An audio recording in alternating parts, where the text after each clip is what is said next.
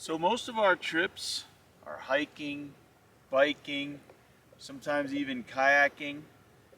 But in order to get out in the nature, you don't necessarily have to do that. And today, we're gonna drive the Quebradas National Scenic Byway. It's down near Socorro, New Mexico, and it's gonna head out across the Chihuahuan Desert. Supposedly some really cool geology. We don't know much about geology, but let's go check it out.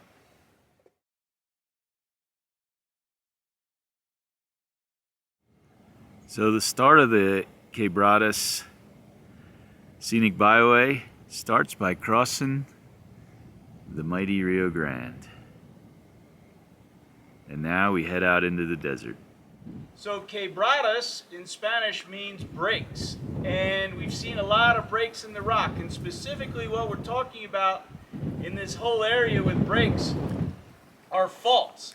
And in the rock behind me you can see what is clearly what's called a thrust fault, where rock is being pushed up, and that's how you get this S shape in the rock, because this rock over here is almost level to the bedding planes, and then this rock over here has been thrust up. So very rarely do you get to see a fault like this so clearly defined. And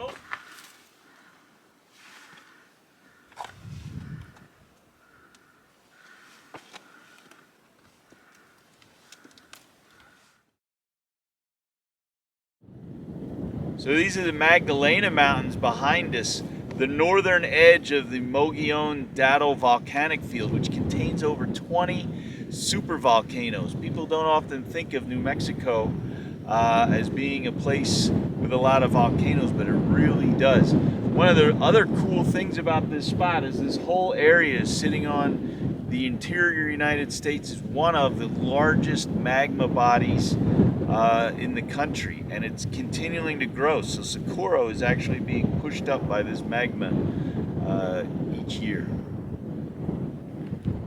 There is something about the desert.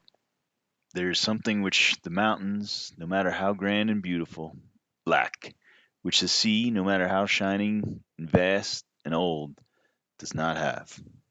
Edward Abbey, Desert Solitaire. So we have a little wet spot right here that I'm sure until very recently was water. And in the middle of the desert, water is going to attract a lot of animals. Now these are hard to see. I'm going to take individual pictures and cut them in here. But we have deer, we have possibly javelina, some sort of small pawed animal, and I think we might even have a bobcat track. I'll cut in those individual pictures.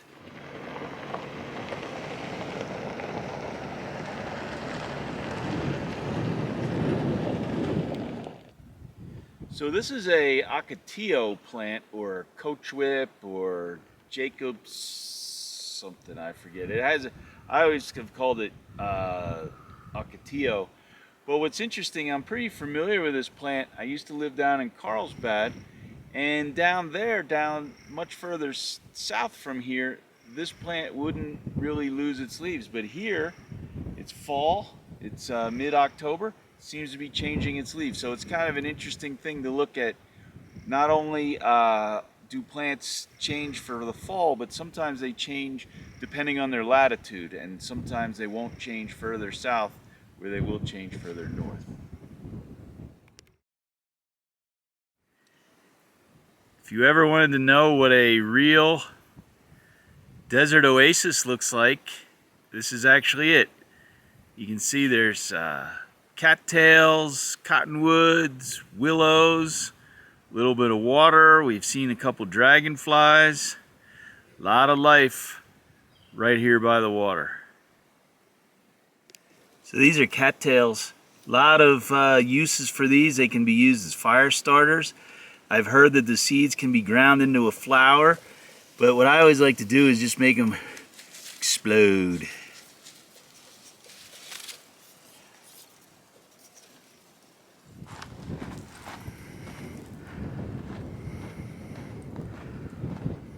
So as I've said a million times before, I'm definitely not a geologist, but these white rocks, these white looking rocks, really caught our attention. But after closer examination, it looks like these white rocks are just really washed and eroded, clean limestone. They appear to be the same rocks up on the hill, but it's pretty incredible.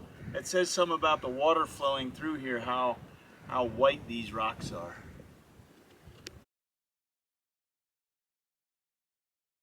Standing there, gaping at this monstrous and inhumane spectacle of rock and cloud and sky and space, I feel a ridiculous greed and possessiveness come over me.